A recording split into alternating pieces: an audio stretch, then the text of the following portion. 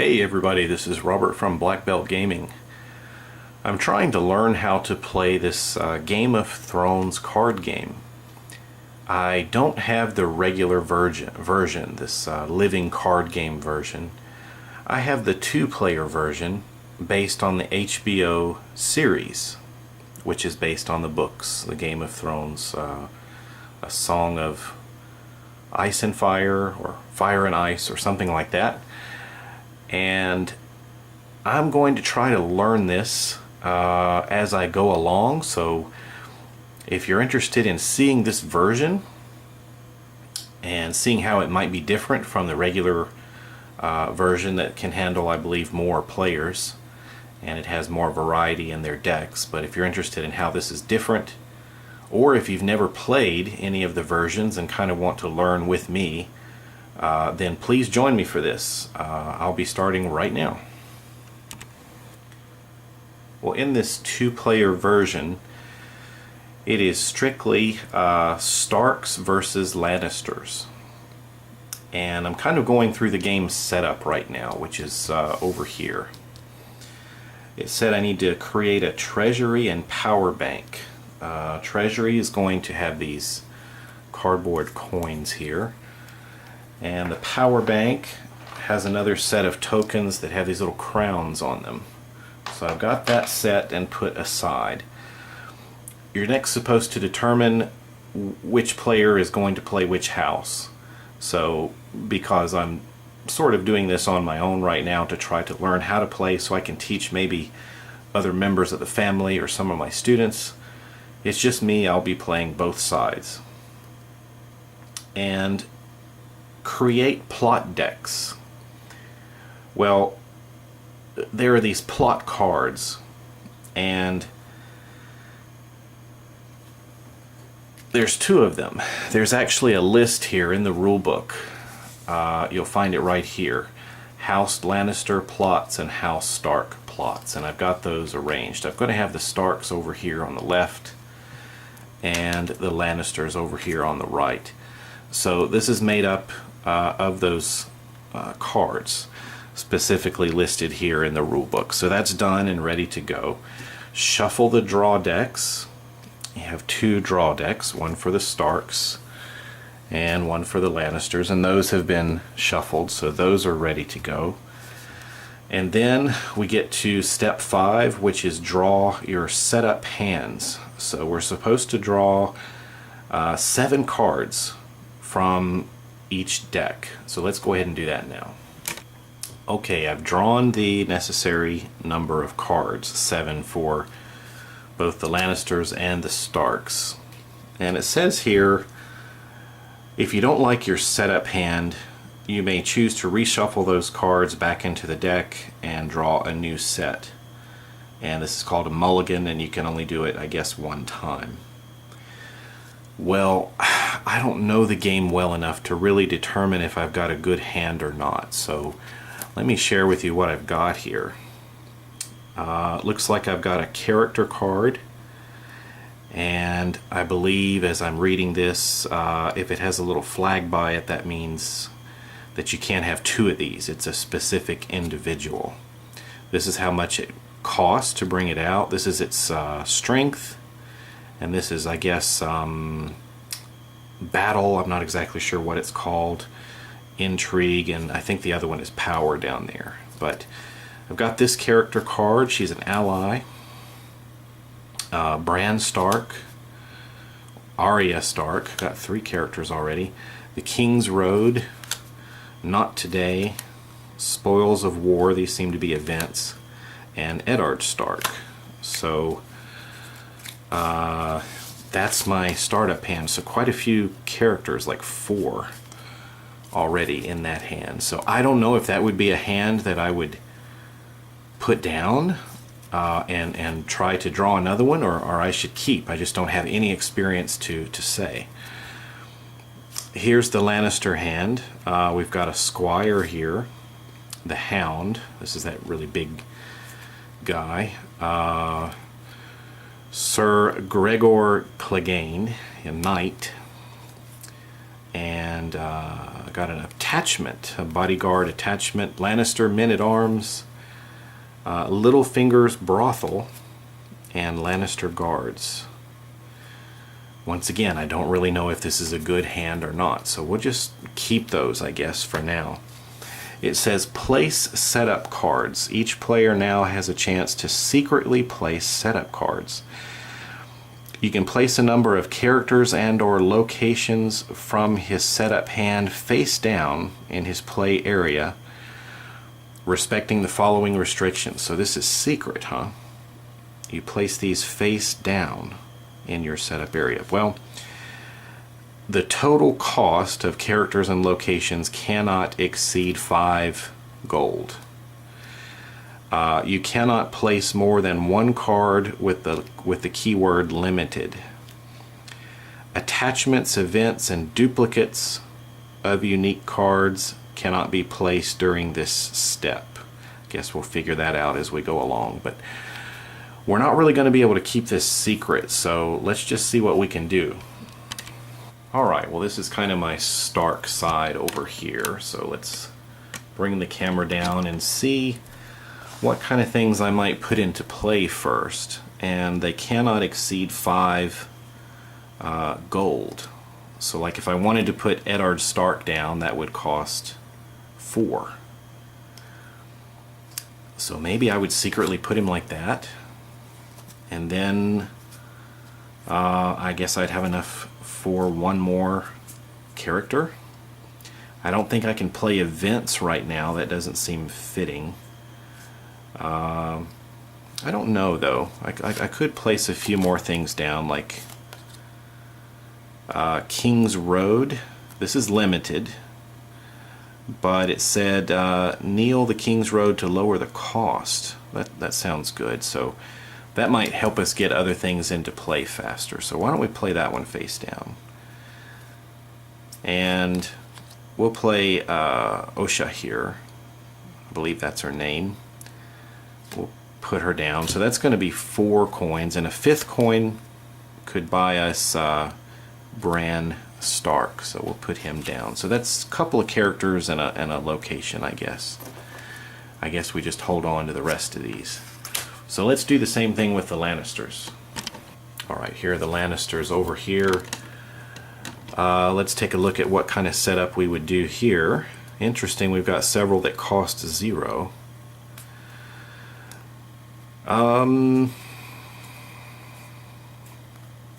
Where's that big guy? Well, he's going to cost 4. Let's put out some guards. They're 2 with a value of 2.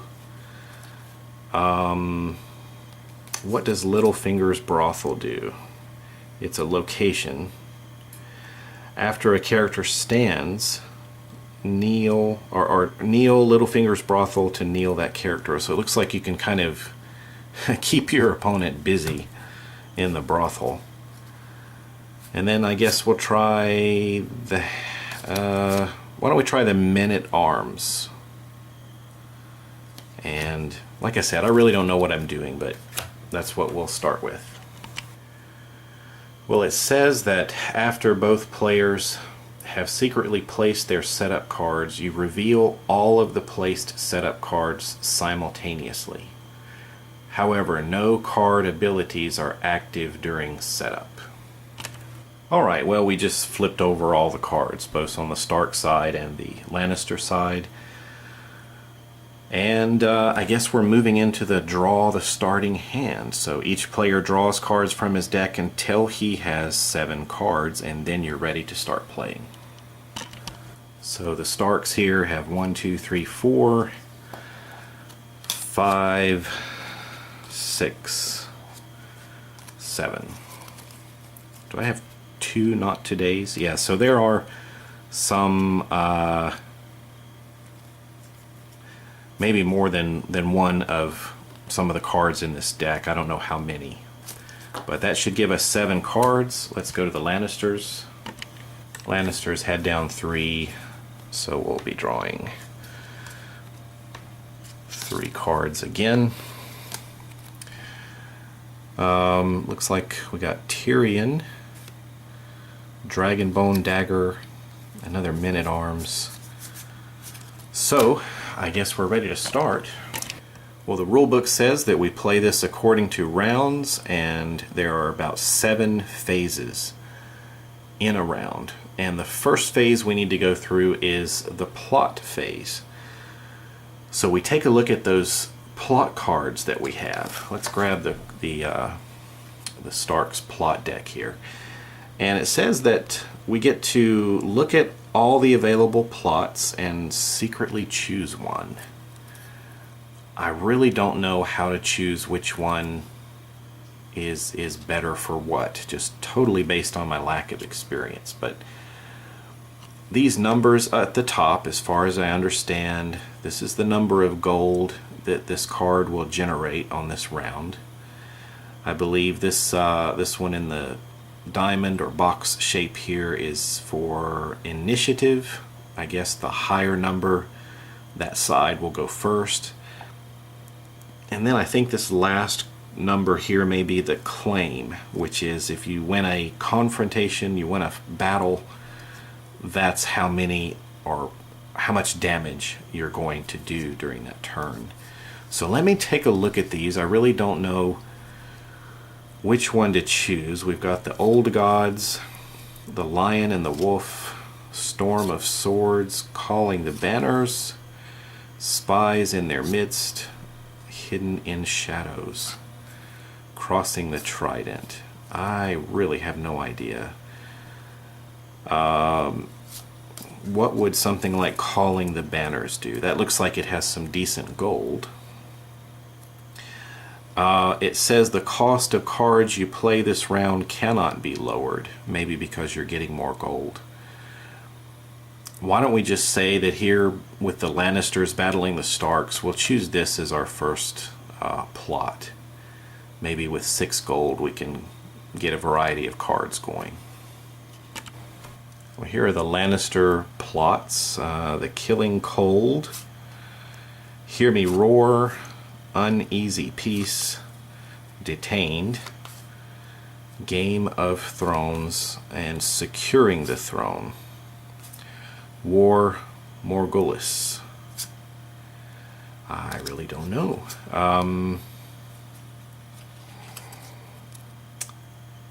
Let's see what this says. In order to initiate a battle challenge this round, an attacker must give the defender 1 gold from his gold pool. I don't know if I need to worry about fighting right now. I don't know. Let's just choose this one and see what happens. An Uneasy Peace. So we'll put that one out as ready, and the others face down for later. Alright, I guess what you're supposed to do now is reveal your plots once they've been chosen and see which side goes first. It looks like with initiative, that middle number, the Starks have a 3, the Lannisters have a 0. So it looks like the Starks will go first. It looks like that phase 2 is the draw phase. Each player draws 2 cards and put them into their hand. If a player has no cards remaining in his draw deck, he does not draw.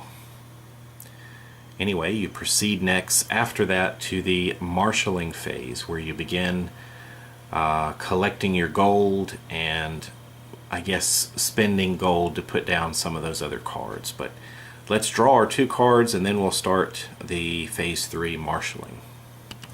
Well, with the Starks going first, it looks like we're going to collect 6 gold coins, and then I think we'll start buying some cards. Alright, so we've got these cards out. Right now, I don't think this King's Road is going to help. It says that I can kneel it, which is turning it sideways, to lower the cost, but our plot said that the cost of cards you play this round cannot be lowered, so we're just going to have to pay up. Let's take a look and see if we've got anything good to bring out. We've got 6 gold. We've got the King's Hand. You can add this or attach this to a lord or lady character. And kneel the hand of the king to stand the character. That's good. Well, that's, I wonder if we can do that. That's going to cost 6 gold to bring it out, but since I really don't know what I'm doing, but I liked this character in the series, why don't we pay 4 gold to bring out Eddard Stark.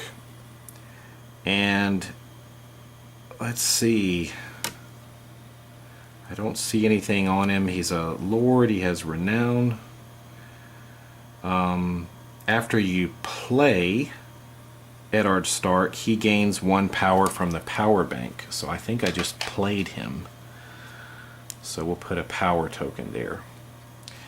That leaves us with 2 gold. Why don't we go ahead and spin that and attach this title of Hand of the King to him. He is a lord. This can be attached. So we can tap this or kneel this to stand him back up from kneeling. So that's going to spend all of our gold. So we'll just put those together like that, I guess. And that will be it for the Stark side. Well, the Lannisters here are going to get 4 gold for their plot card, but it looks like these men-at-arms are going to generate an additional coin.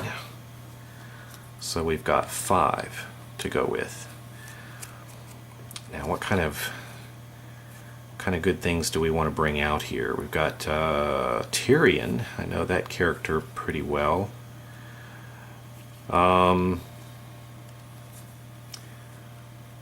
Eddard Stark looks like he's pretty good in battle. I wonder if we need to bring out maybe this big guy. He looks pretty tough. It says after a challenge resolves in which he was attacked, your opponent must choose and kill. Oh, in which he attacked. Your opponent must choose and kill a defending character. That looks pretty rough. So we'll pay 4 to bring him out, and that leaves us with one more gold. The Hound, he doesn't cost much to bring out. Why don't we pay a gold and bring him out? And then we've got some zeros here. This Squire, we can just bring him out for free, I guess. And I guess that's what we'll do here for the Lannisters. So all this gold will go back into the bank. Well, it looks like after you marshal and get your cards down on the table, you start challenges.